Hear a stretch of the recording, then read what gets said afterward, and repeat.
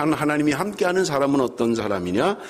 사무엘하 5장 10절에 말씀하고 있습니다. 우리 한번 좀 같이 읽어볼까요? 사무엘하 5장 10절 말씀 다 같이 시작. 만군의 하나님 여호와께서 함께 계시니 다윗이 점점 강성하여 가니라. 여기 오늘 본문에 보면 하나님이 함께 하심으로 강성해 갔다, 그렇게 말씀하고 있는 것입니다. 여러분, 우리가 아는 것처럼 다윗이라고 하는 사람은 양치는 목동에 불과했습니다. 그런데 하나님이 함께 하실 때 하나님이 그를 강성케 하셨다, 그렇게 성경은 말씀하고 있는 것입니다. 그저 우리와 다를 바 없는 평범한 사람이었는데 하나님이 함께 하심으로 말미암아 그가 강성하게 되었다, 성경은 우리에게 말씀하고 있는 것입니다. 여러분, 그런가 하면 여러분 베드로를 보십시오. 그저 고기 잡는 사람이었어요. 그저 평범한 사람이었습니다. 공부도 많이 하지 못한 학문이 없는 사람이었습니다. 그런데 그가 예수 그리스도를 믿고 하나님과 함께하는 사람이 될 때 그는 예수님의 위대한 제자가 됐던 것을 우리는 기억할 수 있는 것입니다. 여러분, 클래식 음악 가운데 사계라는 음악이 있잖아요. 비발디의 사계라고 하는 그런 음악이 있는데, 이 비발디라고 하는 사람이 유명한 바이올리니스트입니다. 그래서 어느 날 광고를 냈던 거예요. 비발디가 이제 바이올린 독주회를 하는데 그 유명한 스트라디바리우스라고 하는 악기, 바이올린의 최고 명기라고 하는 그 악기로 연주를 할 겁니다. 광고를 낸 거예요. 그랬더니 수많은 사람들이 그 공연장에 찾아왔던 것입니다. 그래서 비발디가 연주하는 특별히 그 명기로, 그 유명한 바이올린 악기로 연주하는 걸 듣기 위해서 사람들이 인산인해를 이루었고, 드디어 이제 비발디가 공연을 시작했던 것입니다. 바이올린을 연주하기 시작합니다. 얼마나 아름다운 선율로 연주하는지 사람들이 전부 다 앉아서 감탄을 합니다. 그런데 그 중에 감탄하는 것 중에 대부분은 어떤 거냐면, 역시 명기가 좋아, 악기가 좋아야 돼, 이런 생각들을 대부분 다 하고 있었던 거예요. 그런데 비발디가 연주를 하다가 중간에 스톱을 했습니다. 그리고 자기가 연주하던 그 바이올린을 들고 바닥에다 내 동댕이를 쳐버린 거예요. 그 유명한, 세계적으로 얼마 되지 않는 그 유명한 악기가 박살이나 버린 거예요. 사람들이 연주를 듣다가 전부 다 서서 놀래가지고 소리를 지르고, 어떤 사람은 그냥 기절을 하고 저 비싼 것을, 저걸 그냥 바닥에다 내동댕이 치고 깨버렸으니 사람들이 전부 다 그냥 놀래버린 거예요. 그런데 저 무대 뒤에서 사회자가 악기를 또 하나 가지고 나옵니다. 그러면서 하는 말이, 지금 비발디 선생님이 연주한 악기는 그 유명한 명기가 아닙니다. 그저 악기점에서 흔하게 구할 수 있는 싸구려 바이올린입니다. 그러니까 사람들이 또 놀란 거예요. 그렇게 잘 연주한다고, 역시 악기가 좋아야 된다고 그랬는데, 비발디가 연주한 악기는 악기점에서 구입할 수 있는 그저 아주 싼 싸구려 악기였다는 말입니다. 그러면서 우리에게 주는 교훈이 무엇입니까? 중요한 것은요, 악기에게 있지 않다는 거예요. 악기를 연주하는 사람에게 있다는 말입니다. 악기가 좋기 때문에 물론 좋은 소리가 나는지는 모르겠습니다만은, 그러나 악기보다 더 중요한 것은 악기를 연주하는 사람이에요. 아무리 명기를 손에 쥐어줘도 그 사람이 연주할 만한 능력이 없으면 그것은 별 볼 일 없는 음악밖에는 되지 않습니다. 그러나 아무것도 아닌 악기라 할지라도 누군가의 손에 잡혀 있느냐가, 여러분, 우리는 그 사람을 결정할 수 있다는 말입니다. 무슨 말이냐? 베드로를 사용하신 하나님, 다윗을 사용하신 하나님, 하나님의 손에 붙들릴 때, 하나님과 함께 할 때 하나님의 능력이 나타난다고 성경은 우리에게 말씀하고 있는 거예요. 다윗이 위대해서가 아닙니다. 베드로가 위대해서가 아니에요. 하나님이 그를 사용하셨고 하나님이 그와 함께 하실 때 위대한 인생을 살 수 있다는 말입니다. 그러므로 사랑하는 성도 여러분, 나는 누구와 함께 하느냐, 그것이 대단히 중요한 것이라는 말입니다. 그렇다면 누가 하나님과 함께하는 사람이냐? 첫 번째, 하나님을 찾는 사람에게 임마누엘의 은총이 임한다고 말씀하고 있는 것입니다.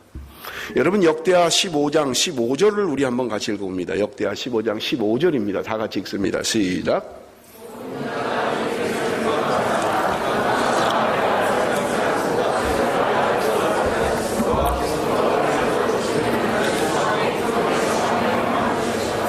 이스라엘 민족들은 하나님을 떠나서 하나님을 배반했습니다. 그들의 삶이라고 하는 것은 비참한 삶이었어요. 우상숭배를 하고 불순종을 하고 극도의 혼란 가운데 빠져 있었습니다.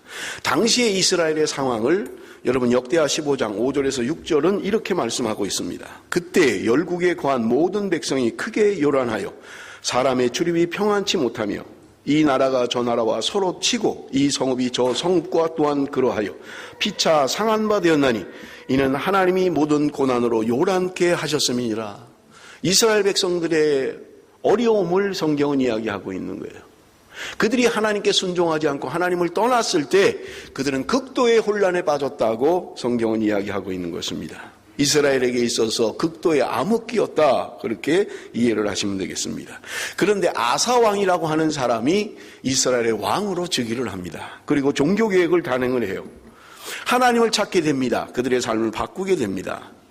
역대하 15장 15절에 우리가 읽었습니다마는 무리가 마음을 다하여 맹세하고 뜻을 다하여 여호와를 찾았으므로 여호와께서도 저희의 만난 바가 되시고 그 사방에 평안을 주셨더라.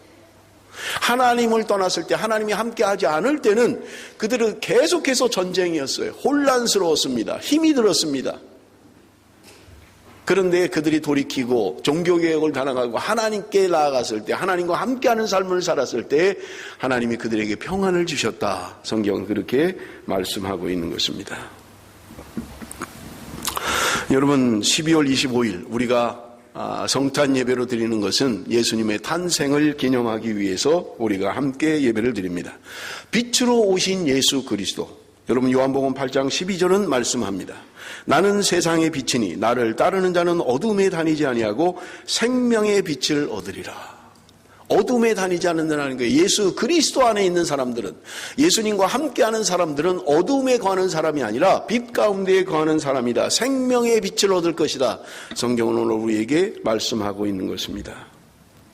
여러분, 하나님을 찾지 않는 사람은 어둠을 향해서 가는 사람이에요. 그러나 예수 그리스도, 하나님을 찾는 사람은 빛을 향하여 나가는, 생명의 빛으로 나가는 사람이라고 말씀하고 있는 것입니다. 여러분, 가룟 유다가 예수님을 3년 동안 잘 따라다녔습니다마는 마지막에 예수님을 팔아버리고 말았잖아요. 여러분, 성경은 이렇게 이야기합니다. 요한복음 13장 30절에 유다가 그 조각을 받고 곧 나가니 밤이러라. 이제 유다가 예수님을 팔려고 간 거예요. 식사를 하다가 말고 그는 떠나버리고 만 거예요. 예수님을 팔기 위해서. 그런데 성경은 이야기하기를 그가 나가니 곧 밤이었다, 이렇게 이야기해요. 뭐 저녁 식사 먹고 나서 밤 되는 거야 무슨 뭐 당연한 거 아닐까요? 그런데 여기서 말하는 밤이라고 하는 것은 그의 인생의 영혼의 밤을 이야기하고 있는 거예요. 자연적인 밤, 그저 시간이 돼서 저녁 시간이 지나고 나면 밤이 되는 거야 당연한 이치죠. 그런데 유다에게 있어서는 영혼의 밤이 찾아왔다는 말입니다. 그가 3년 동안 예수님을 따라다니고도 그는 예수를 팔아버리는 사람이 되었던 거예요. 그의 영혼의 밤이 찾아왔다고 말씀드릴 수 있는 것입니다. 여러분, 하나님을 찾는 것은 빛으로 나아가는 것입니다. 그러므로 구약성경에 아모스 5장 4절에 여호와께서 이르시기를 너희는 나를 찾으라 그리하면 살리라 말씀하고 있는 것입니다. 여호와를 찾으면 산다고 우리에게 말씀하고 있는 것입니다. 여러분, 우리는 하나님을 찾아야만 합니다. 그래야 살 수 있는 것입니다. 여러분, 역대하 15장 15절에 우리가 함께 읽었습니다마는 하나님을 찾으면 하나님이 만난 바 되시고 하나님이 평안을 주신다고 말씀하고 있는 것입니다. 여러분, 우리가 하나님을 찾되 어떤 마음으로 찾아야 합니까? 잠언 2장 4절 5절입니다. 은을 구하는 것 같이 그것을 구하며 감추인 보배를 찾는 것까지 그것을 찾으면 여호와 경외하기를 깨달으며 하나님을 알게 되리라. 하나님을 찾아야 된다는 거예요.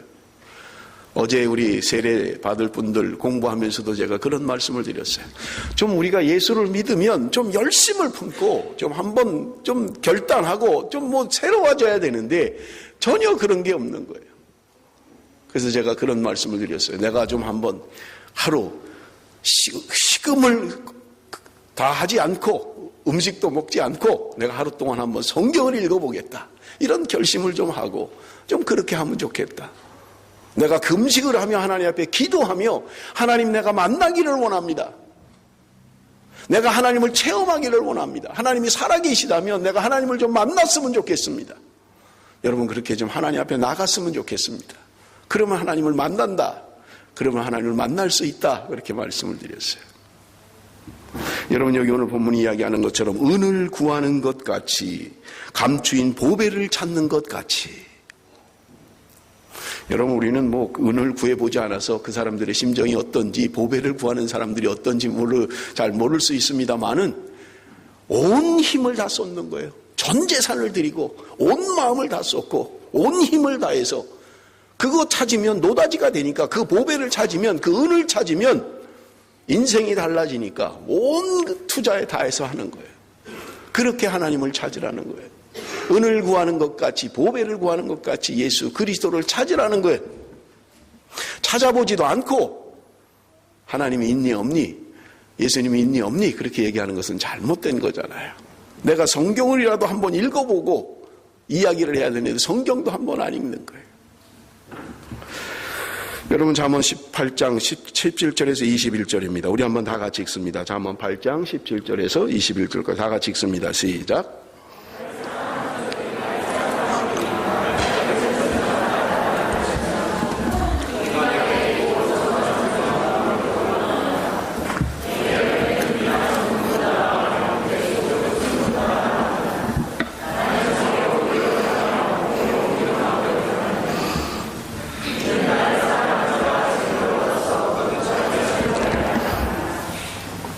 나를 사랑하는 자들이 나의 사랑을 입으며 나를 간절히 찾는 자가 나를 만날 것이다. 하나님을 사랑하면 하나님의 사랑을 입게 된다는 거예요. 간절히 찾으면 하나님을 만날 수 있다고 이야기하고 있는 거예요.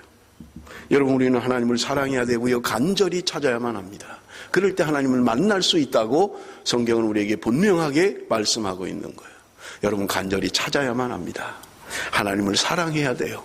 그럴 때 우리는 하나님의 사랑을 입을 수 있다고 이야기하는 것입니다. 시편 34편 15절에 여호와의 눈은 의인을 향하시고 그 귀는 저희 부르짖음에 기울이시는도다. 하나님 앞에 부르짖어 기도할 때 하나님이 들으신다고 이야기합니다. 여호와의 눈은 의인을 바라보신다, 의인을 향하고 있다고 말씀하고 있는 것입니다. 우리가 하나님을 간절히 찾으면 하나님을 만날 수 있는 것입니다. 여러분, 우리 2014년 성탄절만 아니라 우리의 삶이 하나님을 찾아 나서는, 하나님을 찾는 그런 삶이 될 때 하나님을 만나게 될 줄로 믿습니다. 여러분, 2015년에는 하나님을 다 만날 수 있는 저와 여러분이 되시기를 바랍니다. 여러분, 두 번째는요, 화평을 구하는 사람에게 임마누엘의 축복이 임한다고 말씀하고 있는 것입니다. 여러분, 예수님께서 이 땅에 왜 오셨습니까? 여러분, 누가복음 2장 14절에 말씀합니다. 지극히 높은 곳에서는 하나님께 영광이요 땅에서는 기뻐하심을 입은 사람들 중에 평화로다. 마태복음 5장 9절에도 말씀합니다. 화평케 하는 자는 복이 있나니 저희가 하나님의 아들이라 일컬음을 받을 것입니다. 화평케 하는 자, 화평케 하는 자가 복이 있다고 말씀하고 있는 것입니다. 그래서 여러분, 로마서 12장 17절 18절에서 너희로서는 모든 사람과 더불어 평화하라, 화평하라는 말이에요. 너희는 모든 사람들과 화평하라고 이야기하고 있는 것입니다. 나를 좋아하는 사람, 나를 따르는 사람, 나하고 얘기가 잘 통하는 사람들과만 화평한 것이 아니라 모든 사람과 화평하라고 이야기하고 있는 것입니다. 사랑하는 성도 여러분, 2015년 새해에는 우리 모두 다 화평한 사람, 평화를 가져오는 사람, 그 사람이 가면 화평이 이루어지는 사람, 그런 사람이 되어야 할 줄로 믿습니다. 여러분, 야고보서 3장 17절 18절입니다. 오직 위로부터 난 지혜는 첫째 성결하고 다음에 화평하고 관용하고 양순하며 긍휼과 선한 열매가 가득하고 편벽과 거짓이 없나니 화평케 하는 자들은 화평으로 심어 의의 열매를 거두느니라.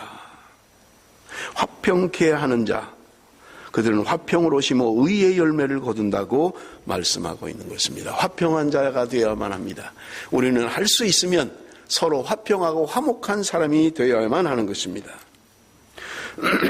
세 번째, 통회하는 사람에게 임마누엘의 은총이 임한다고 말씀합니다. 시편 34편 18절, 우리 한번 다 같이 읽겠습니다. 시편 34편 18절입니다. 다 같이 시작. 여호와는 마음이 상한 자에게 가까이 하시고 중심에 통회하는 자를 구원하시는도다. 여호와는 마음이 상한 자에게 가까이 하신다. 마음이 상한 자에게 하나님이 함께 하신다고 말씀하고 있는 거예요.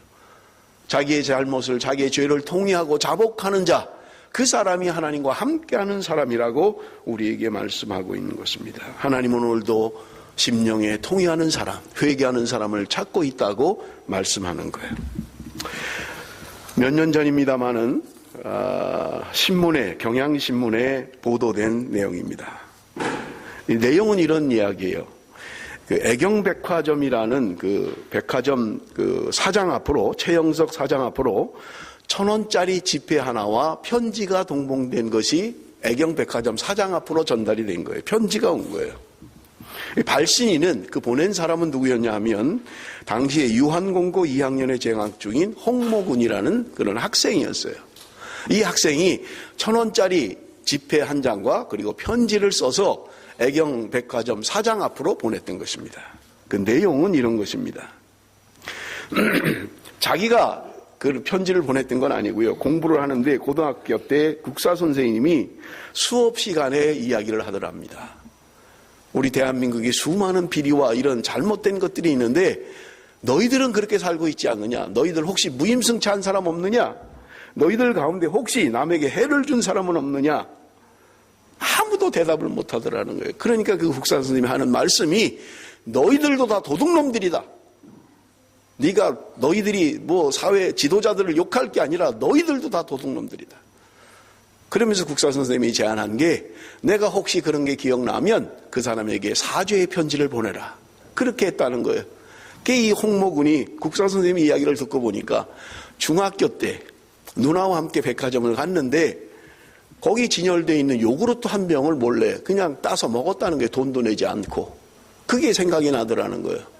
그래서 애경백화점 사장 앞으로 1,000원짜리를 하나 지폐를 넣고 편지를 써서 이렇게 편지를 보냈습니다. 사장님, 여기 요구르트 값 500원과 저의 양심을 판 값 500원을 더해 보내드립니다. 부디 철없던 어린 시절의 행동으로 생각하여 용서하여 주십시오. 자기가 요구르트 한 병 거기 있는 거 그냥 슬쩍 해서 까먹었다는 거예요. 그게 고등학교 2학년이 돼서 마음에 걸려서 그것을 사죄 편지와 함께 500원은 요구르트 값, 500원은 자기 양심을 판 값, 그래서 1,000원을 봉투에다 넣어서 애경백화점 사장 앞에 보냈다는 그런 이야기인 것입니다. 하나님께서 오늘 우리가 정직하기를 원합니다. 하나님이 우리가 깨끗한 삶을 살기를 원하시는 것입니다.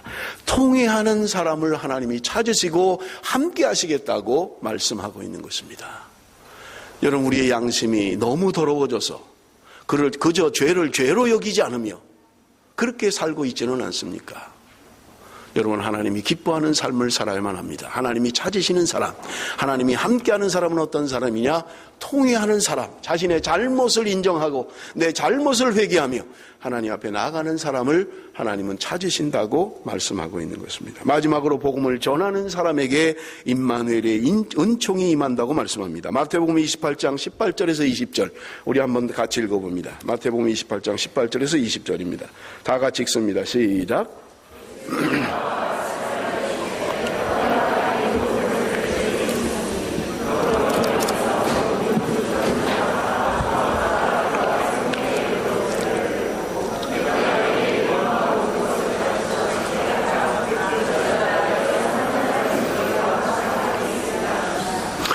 하늘과 땅의 모든 권세를 내게 주셨으니 그러므로 너희는 가서 모든 족속으로 제자를 삼아 아버지와 아들과 성령의 이름으로 세례를 주고 내가 너희에게 분부한 모든 것을 가르쳐 지키게 하라.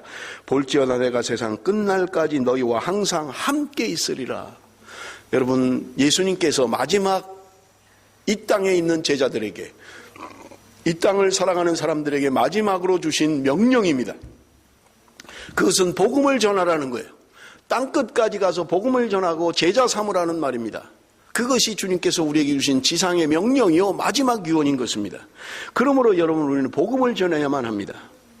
선교학자인 레슬리 뉴비겐이라는 사람이 이야기하기를 선교적 비전을 상실한 교회는 이미 교회가 아니다. 선교적 비전을 상실한 교회는 이미 교회가 아니라고 이야기했던 것입니다. 여러분, 교회의 본질은 복음을 전하는 것입니다. 예루살렘 교회가 선교하지 않고 자체 부흥만 했어요. 베드로가 한번 설교할 때 3,000명, 5,000명씩 예수를 믿고 돌아왔습니다. 그럼에도 불구하고 예수님께서 그들에게 이야기했던 성령이 너희에게 임하시면 너희는 땅끝까지 내 증인이 되라고 하는 말씀에 순종하지 않았던 거예요. 그럴 때 우리가 잘 아는 것처럼 예루살렘에는 어려움이 닥치기 시작했고요. 환난의 바람이 불기 시작했고요. 그것 때문에 뿔뿔이 흩어질 수밖에 없었고, 그것이 복음을 전하는 계기가 됐던 것을 우리는 너무나 잘 알고 있는 것입니다. 여러분, 교회의 사명, 그것은 복음을 전하는 것입니다. 복음을 전하는 선교적 사명을 감당하지 않는다면 더 이상 교회가 아니다, 그렇게 이야기하고 있는 것을 우리는 볼 수 있는 것입니다. 여러분, 21세기 한국교회의 선교 시대입니다. 한국교회가 선교를 주도해 갈 것입니다. 지금도 2만 5천 명가량의 수많은 선교사들이 세계 각지에 흩어져서 복음을 전하고 있는 것입니다. 그래서 선교학자들이 이야기하는 게 있어요. 19세기까지는 영국이 주도권을 가지고 있었다는 거예요. 선교의 주도권을 영국이 가지고 있었다는 거예요. 그런데 20세기 선교의 주도권을 미국이 가지고 있었다는 거예요. 숫자적으로는 미국이 우리보다 선교사를 많이 파송하고 있어요. 비율로는 우리하고 되지 않지만 숫자적으로는 그렇다는 거예요. 그런데 21세기 이 선교의 주도권은 한국이 가질 것이다, 한국이 주도권을 갖게 될 것이다 이야기하고 있는 것입니다. 그래서 어떤 사람들이 선교의 시계가 있는데 그 선교 시계를 이야기하면서 영국은 저녁 8시다, 이제 끝났다는 거예요. 밤도 다 지나고 8시 이제 곧 잠자고 끝나는 거예요. 그런데 미국은 오후 2시다. 활동을 하고는 있지만 곧 이제 해가 저물 거고 오후 2시라는 거예요. 그런데 한국은 오전 7시다. 이제 잠에 깨어서 이제 새롭게 시작하고 있다는 거예요. 그러니 여러분, 21세기 선교 주도권은 한국이 잡을 것이다, 한국이 할 것이다, 이 마지막 시대 명령은 한국이 감당하게 될 것이다 이야기하고 있는 것입니다. 여러분, 그냥 사람들이 듣기 좋으라고 그렇게 이야기하는 게 아니에요. 여러분, 골드만삭스라고 하는 유명한 그런 투자회사가 있잖아요. 여러분, 이 골드만삭스의 투자회사 피터 드래커라고 하는 사람이 이런 이야기를 했어요. 2050년이 되면, 앞으로 2050년이 되면 세계 경제 1위는 미국이 될 것이다. 그리고 2위는 일본이 될 것이다. 그리고 3위는 한국이 될 것이다. 여러분, 대단한 경제학자입니다. 골드만삭스라고 하는 세계적인 투자회사의 가장 최첨단의 정보를 가지고 있는 그 경제 박사가 이야기하기를 2050년이 되면 1위는 미국, 2위는 일본, 3위는 한국이 될 것이라고 예견을 했던 것입니다. 여러분, 우리가 뭘 가지고 있습니까? 뭘 가지고 있어서 세계 3위의 경제력을 가질 수 있단 말입니까? 그러면서 하는 말이 이런 것입니다. 여러분, 몽고, 그들은 인구 100만 밖에 되지는 않았어요. 그리고 그들의 군사력이라고 하는 것은 10만 밖에 되지 않았다는 거예요. 징기스탄을 지도자로 한 이 몽고의 군인들이 10만 밖에 안 되는 그들이 러시아와 중국과 인도를 통치하는 위대한 일을 했다는 거예요. 그러면서 한국은 가능성이 있다는 거예요. 왜냐하면 그들은 인구 100만 밖에 안 됐지만 한국은 5천만이잖아요. 남한만 해도 5천만, 남북 한 합치면 7천만. 충분히 가능하다는 거예요. 여러분, 몽골의 우리 징기스칸 군대들은요, 4살만 되면 말을 타기 시작합니다. 제가 선교 그런 동영상을 보면서 그 몽고 지방의 그 아이들이 노는 걸 봤어요. 그런데 조그만 아이들이에요. 우리 주일학교 아이들, 요만한 아이들이 말을 타고 노는데요. 그 말을 타고 노는 게 그냥 말을 타고 가는 정도가 아니라 말 밑으로 들어갔다가 말 밑으로 갔다가 말 위로 갔다가 얼마나 자유자재로 노는지 몰라요. 그것도 무슨 안장도 없어요. 그냥 타는 거예요. 말을 그냥 타는 거예요. 그런데 말 밑으로 들어갔다 위로 갔다 얼마나 다재다능하게 하는지 몰라요. 그들은 4살부터 말을 타기 시작한다는 거예요. 그리고 하루에 500km를 달려간다는 거예요. 그들이 세계를 주도했고 러시아와 여러분 인도까지 중국까지 다스리는 위대한 지도자가 됐다고 이야기하고 있는 것입니다. 빌립보서 4장 13절 우리 한번 다 같이 읽고 말씀을 마칩니다. 빌립보서 4장 13절 다 같이 읽습니다. 시작. 내게 능력 주시는 자 안에서 내가 모든 것을 할 수 있느니라. 아멘. 내게 능력을 주시면, 하나님이 내게 능력 주시면 무엇이든지 할 수 있다고 말씀하고 있는 것입니다. 임마누엘의 사람, 하나님이 함께하는 사람은 어떤 사람이냐? 첫째, 하나님을 찾는 사람입니다. 하나님을 간절히 찾는 사람, 화평을 이루는 사람. 세 번째, 자신을 돌아보며 회개하는 사람, 예수 그리스도의 지상 명령을 수행하는 사람, 복음을 전하는 사람, 하나님이 함께하는 사람입니다. 사랑하는 성도 여러분, 우리의 교회가, 우리의 가정이 하나님이 함께하는 사람, 하나님의 축복받는 가정과 교회와 그래서 하나님이 주신 비전과 꿈을 가지고 나가는 저와 여러분이 되시기를 바랍니다. 기도하겠습니다.